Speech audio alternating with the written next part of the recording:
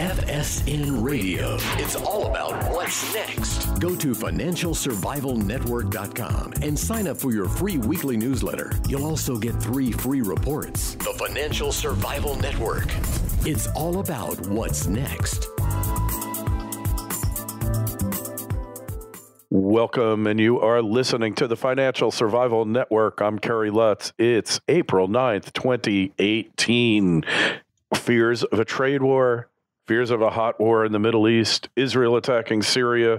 Oh, before we get into the nitty-gritty, as always, join the show. Email us, kl@kerrylutz.com, or leave a message on the hotline, 914-424-4142. So getting back to the news at hand, will there be a trade war? Is there such a thing as a trade war? Currency war? Maybe currency war is part of the trade war. Well, let's find out from Dollar Collapse's John Rubino. John, welcome and happy Monday. Hey, Kerry. Happy Monday. The whole trade war thing keeps coming and going. You know, Trump will say something really aggressive, and the stock market will tank. And then one of his guys says something conciliatory, or China says something about negotiating or whatever, and stocks explode. Like today, they're up, I think, 300 and some points on the Dow. And, nothing has really happened yet. Right. It's just exactly. people talking. But, if you're a stock trader, you have got to be paying for neck massages daily now, because you must be just getting whipsawed. So. Hey, if it's just a neck massage, then that's probably okay. Those masters of the universe, I just watch Billions if I really want to know what's happening in the world, because watching a made-up show is just as instructive as watching these memes by the news media. Trade war is a meme to me. It doesn't exist. You can't have a war with trade because it's a zero-sum situation. Winner, loser. It's, they keep hearkening back to the days of Smoot-Hawley, that tariff that made the Great Depression admittedly much worse, or to a degree worse than it would have been otherwise.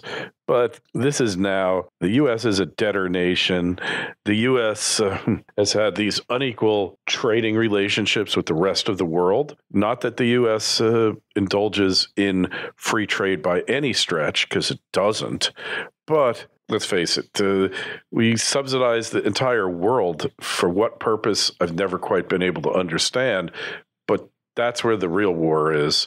And that's where we're just going to have to see what happens. I don't know. What's your take on it all? Well, I think that Trump has campaign promises that he needs to keep. And one of his major promises was to change the terms of trade to be more favorable for the U.S. and for U.S. workers. So he's got to do something. And he's threatening to do stuff. I don't think any of our tariffs have actually been implemented yet. I might be wrong about that, but I think it's all proposals. Yeah, end of May is when they're threatening to implement them. And, between now and end of May is a long time. So I assume that what the U.S. administration is hoping is that the threats bring China and some of the other countries that we want to renegotiate with to the table, and that we cut a deal, something that isn't horrible for them, but gains us something, and it's probably going to involve other countries agreeing to set up factories in the U.S. so that what they used to be importing here, they're going to make here. And then, because that's tangible, Trump can say 2,000 jobs in Chattanooga, Tennessee, and it's real. That actually works. And that's kind of sort of mercantilist, in the sense that we're trying to make material gains at the expense of other countries, we're as opposed to, for instance, using currency fluctuations to gain trade value or trade advantages. You cut the value of your currency, your stuff gets cheaper, and you sell more of it overseas. Presumably, local companies build new factories and expand existing factories and hire more people. And that's another way to get there. We're doing it via negotiation over factories and related behaviors instead of manipulating currencies. But there's speculation now that China is thinking about retaliating because they can't really win with tariffs because we have a big trade deficit with them, which means we've got a lot more stuff to put tariffs on if we want to. They can't do it by selling treasuries because that actually plays into our hand by forcing down the value of the dollar, which helps our trade balance. So what China is considering doing now is devaluing the yuan, which takes us out of traditional trade policy and brings us over to the currency war scenario. And we would presumably have to respond to that by trying to devalue the dollar in some way. That's a thing that happens every generation. Where countries get into a spat in which they're cutting the value of their currency, and then their trading partners are responding in kind, and you get a piece of chaos in the currency markets and a big drop in currency values.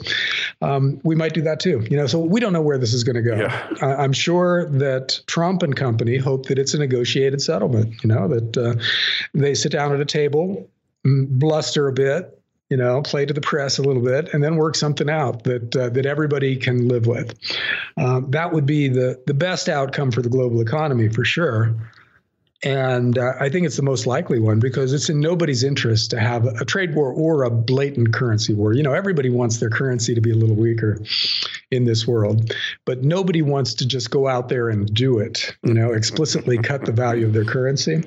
Big mistake. So, yeah, it's really bad PR because it's an admission of failure. Unintended consequences come with that too. It affects the country in so many different ways, not to mention it'll be great for Bitcoin and gold. When the countries overtly debase their currencies, they always do it covertly. Let's face it. That's what being in government finance is all about, debasing your currency while pretending to strengthen it and making people believe that you want your currency strong when you're really doing the opposite. That's what they do. So my take on it is that, I think the final straw for Trump was when China said they would no longer take our garbage, recycled items, corrugated cardboard boxes, plastic, glass, all of this junk that we recycle. And China, there was the 5th largest export, I believe, of the U.S. to China. And the nerve of them not to take our garbage. I mean, what is the world coming to, John, when you can't dump your garbage on China? And believe me, it was a profitable endeavor for them. It's probably environmental reasons they're doing it, probably political reasons. Maybe they're making enough of their own garbage now and they don't have to import any. They do have a booming economy. I don't know the answer to it, but I do know that was driving cities and states nuts because China was the big buyer of recyclables, or garbage as we call it. So they can't stop taking our garbage because they already stopped taking it, or they plan to stop taking it. So I don't know what else they're going to stop. Look what happened with soybeans when they tried to tariff them. Europe stepped up to the plate. And we have to go back. It's not just a question of the deficit, John. It's also a question of intellectual property theft. The Chinese are masters at it. Look, to some extent, every country and every big company does it. But the Chinese have systematized it to a point where it's really a stone around the neck of the U.S. economy and Europe as well. Europe is really behind us on this trade war, and I think that's the biggest reason why China will have to find a face-saving way to somehow make Trump happy. The Europeans are, look, you want to sell them Airbuses, you got to build a factory there where they promptly steal the technology. Trump has stopped Boeing from doing that, and he's embargoed acquisitions of high-tech U.S. companies. We'll see how that turns out in the long run. But there's a lot more than just the deficit at work here. Yeah, China has been stealing really blatantly and getting away with it. I'm We let not them. sure. Yeah, I'm not sure why we let them, though. It doesn't seem like something that's in our interest at all. Because we're nice. We want to be nice. We want to be, might not be nice. We want to be perceived as being nice. Don't ask the Middle Easterners how they feel about us. But we want to come on as the nice guys that want everybody to prosper. But now the country's bankrupt. We really can't afford to do it anymore. Yeah. Yeah, it is true. Well, not that there's a fix for our situation, but it's not a surprise to see us trying to at least fix our trade deficit. Now, there's a theory that the country with the reserve currency, from which it gains many benefits, has to run a trade deficit because it has to put enough of that reserve currency out into the world to allow everybody else to have enough of it for their own reserves. So we have a structurally embedded trade deficit as long as the dollar is perceived to be the most important currency in the world. But I don't think it has to be as big as it is. $500 billion a year really adds up over time. Oh, yeah. And it creates a huge systemic risk. There's $15 or $20 trillion outside the borders of the U.S. And just a piece of that could be destabilizing if it flows in the wrong direction. If it all comes back here, that's really inflationary. So it's not good for us, our situation right now. And China is clearly the culprit if we're looking for people to blame for our trade imbalances, because they're this huge economy that hasn't been playing by civilized country rules, and we've cut them a lot of slack because they're a developing country. We want them to progress and become a good citizen and a really powerful player that we can count on. That's the ideal scenario for China. But in the meantime, they are stealing a lot of their stuff. You see these articles about China's next generation fighter planes or their brand new drones or whatever, and they look identical to what the U.S. has been building. And that's not a fluke. That's because they broke into the Pentagon's database and stole the designs for those things and got away with it, Yeah. And so it's understandable that we're mad about that. And it's understandable that Trump wants to change things. So this isn't, this isn't a sign of instability on the U.S.'s part. Or Trump's, for that matter. Yeah. I mean, this is stuff we should have been doing all along, probably. Yeah. And better late than never, I guess. Yeah, well, they've been infiltrating the country. You got these Confucius centers on all of these college campuses. Pretty soon it'll be Chinese lives matters. I could just see it coming. Asian lives matter. By the way, the Chinese, the Japanese, Koreans do not like being called Asians. They much prefer Orientals, because my friend who's Korean, upper class Korean, told me that they looked at it like, call them Asians, and they could be construed as, Indians or any other number of countries, Middle Easterners, that they really kind of look down on the people. So they prefer Orientals. I don't know, where this came about, but it's really not. It's really not a politically correct term. As far as they're concerned, it's politically incorrect. So call them Orientals. They prefer it. Okay, that's fine with me. I'm happy to call anybody what they want to be called, as long as it's not something that's offensive to me. But it is kind of a moving target. I remember in college learning to call girls women, which was, I get, and it's right and everything. But then later on, I taught my kids to refer to everybody, all females over the age of 18, as women. And then a woman came up to my kid after he called her a woman and said, "Don't call me a woman. That makes me feel old. Call me a girl," and my kid looks at me like, "Thanks, Dad. You're for teaching me the wrong thing to say out there." And I think that's true of a lot of different parts of our world now, where different people would like to be called things that are different than what they're currently called, and it's up to other people to accommodate everybody. I think, we should show people the respect that they deserve by calling them what they would like to be called. But it is hard to keep track, because it tends to change over time in ways that gets harder and harder to keep up with the older you get. Oh, yeah. Well, now that wacko, I think it was a New York Times guy or New York Magazine, said, let's just use the pronoun they for everybody. I kind of do that already. Oh, John, really...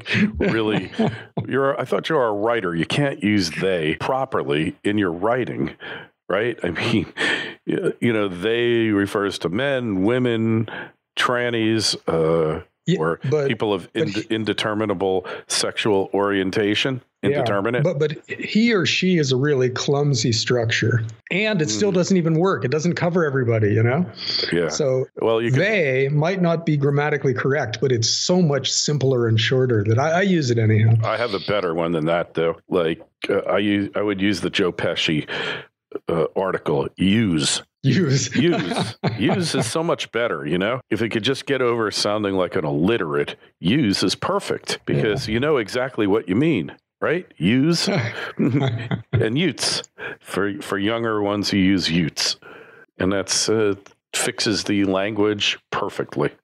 This is a funny world, isn't it, Kerry? Oh, it's getting funnier by the day, and hey, in the meantime, like oil's been bouncing around in that 60 to 65 range. Everything's channeling, John. Everything's caught in a really definitive channel, except for Bitcoin. That's crashed. We look at poor Bitcoin, and remember, we wrote our paper just at the right time. Sent it out to thousands of you out there. If you haven't gotten the paper, just email me, KL@Kerry.Lutz, put in there Bitcoin white paper. And we kind of nailed a lot of the issues that have come up. And now it's under $7,000 per Bitcoin. I mean, if you're a cryptocurrency person, the world is about to end, right? Well, it certainly feels like that. The Google search frequency of different terms is a way to tell what's trending and what's hot. Right. And Bitcoin totally spiked a year ago. And since then, it's been trending back down. And now the search frequency on Google is back down to where it was before it took off. It's really minuscule in terms of its level of a couple of years ago. And that implies that people lost interest in a hurry, which kind of makes sense because the vast majority of people who bought Bitcoin during its existence bought it in the last year. Oh, yeah. And so the vast majority of Bitcoin players are way underwater right now. Yeah. So it's understandable. There's a lot of disgust. It's a great time to buy more, John. I have to admit, I haven't even been looking at it that much lately.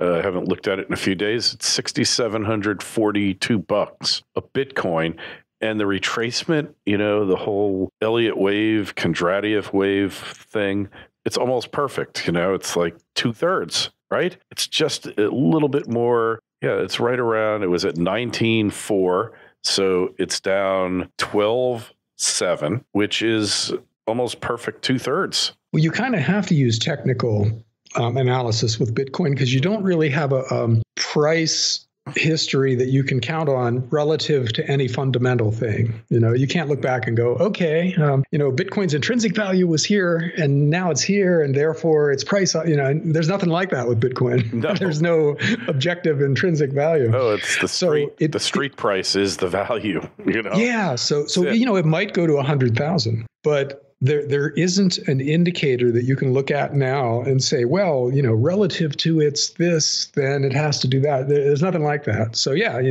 technical analysis might capture the emotional content of the trading and give you some clues about what's going to happen. But I don't know. I'm not generally very comfortable with technical analysis. I'd much rather be able to see a price earnings ratio or something like that. I'm way more comfortable with stuff like that. I love fundamentals, but when you're in insane markets like we're in now, fundamentals don't really help you out that much. Other than to tell you that things are really out of whack, right? But see, that's a good thing to know. I mean, if you look at Amazon stock or the S&P 500 or something like that, and the signal that fundamental valuation is sending to you is to be cautious. Yeah. Which I think is completely reasonable historical. See, we've got historical precedent for stock prices. Exactly. And it's not always perfect, but historically, it's worked over and over again for the past 100 years. So it's reasonable. You at least have something to kind of hang your decision-making hat on with stocks that have a long history. But there's nothing like that with cryptocurrencies yet.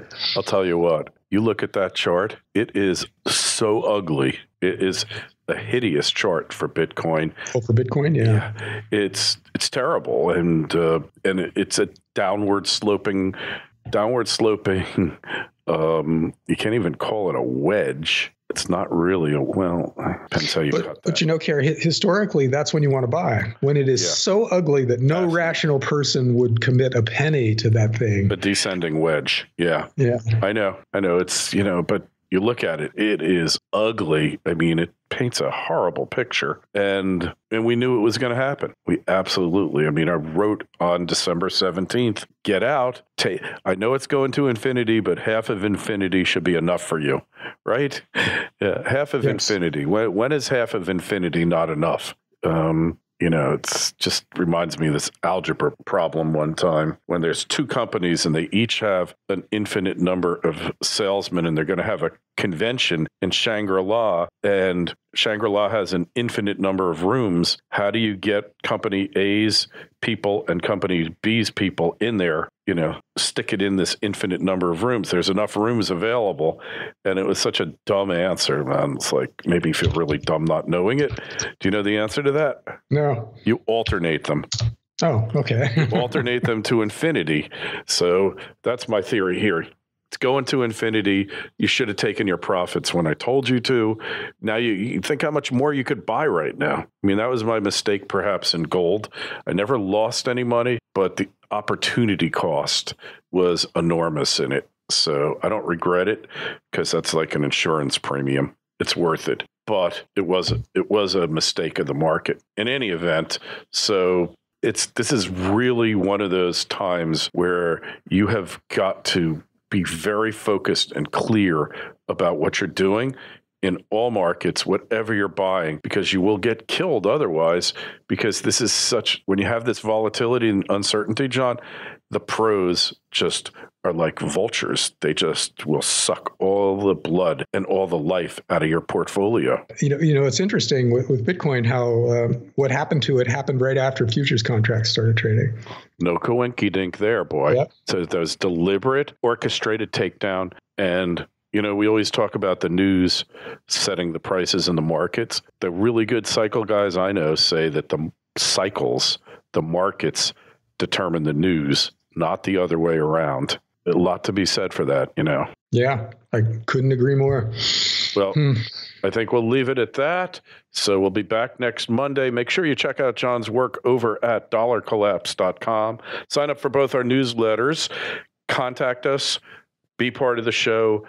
We had an email that we were supposed to talk about today, John, and I forgot all about it. Oh, yeah. So I'll tell you what, we'll save it for next week. But to the person that sent it, and it was long and involved. So we need to spend at least 10, 15 minutes on it. We'll do that first thing next week. Apologies there. So anyways, don't hesitate to write us another email. We'll get to both of them next week, kl@kerrylutz.com, or call the hotline. Leave your comments, 914-424-4142, Twitter feed @KerryLutz, Facebook page for now, Financial Survival Network. John, we didn't even talk about the biggest story, which is really the upcoming, I guess, regulation and control of social media and internet giants. We have to talk about that next week as well. Kerry, there's never enough time, is there? No, never enough time. So, all right, John, we'll catch you next week. Be well. Catch you then, Kerry. Thanks. FSN Radio. It's all about what's next. Go to financialsurvivalnetwork.com and sign up for your free weekly newsletter. You'll also get 3 free reports. The Financial Survival Network. It's all about what's next.